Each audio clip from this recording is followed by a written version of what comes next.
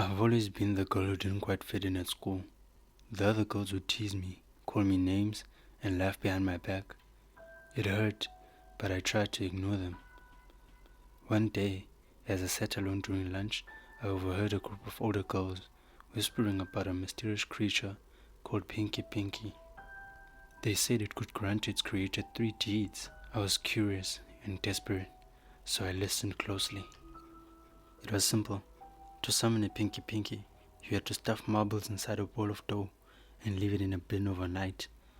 The creature would reside in the bin until you gave it instructions. My mind raced with possibilities. If this was true, I could finally stand up to the girls who tormented me, especially Jessica, the ringleader of my bullies. That evening, I snuck into the kitchen and took some flour and marbles. I mixed the dough, pushing the marbles into the center until I had a lumpy, misshapen ball.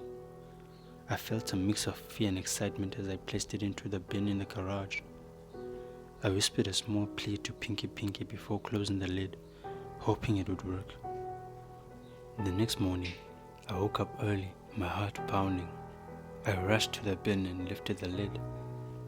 There, sitting quietly, was a small, eerie creature with pinkish skin and glowing eyes. I froze, barely believing what I was seeing. The creature looked at me expectantly, waiting for instructions. "Make Jessica uglier than me," I whispered, my voice trembling. I felt a pang of guilt, but the anger and hurt I carried for so long pushed it aside. Pinky Pinky nodded and disappeared into the shadows. At school, I couldn't focus on anything. I kept glancing at Jessica, waiting for something to happen. It wasn't until lunch that I saw her again. She stumbled into the cafeteria, her face a grotesque mask. Her eyes were swollen shut, her skin twisted and scarred, her hair falling out in clumps. The other kids screamed and backed away, and she ran out, sobbing. I felt a strange mix of satisfaction and horror. Pinky Pinky had done exactly what I asked. That evening, as I sat in my room, the creature reappeared, holding a small mirror. I looked into it and saw Jessica's distorted reflection, proof that the task was complete.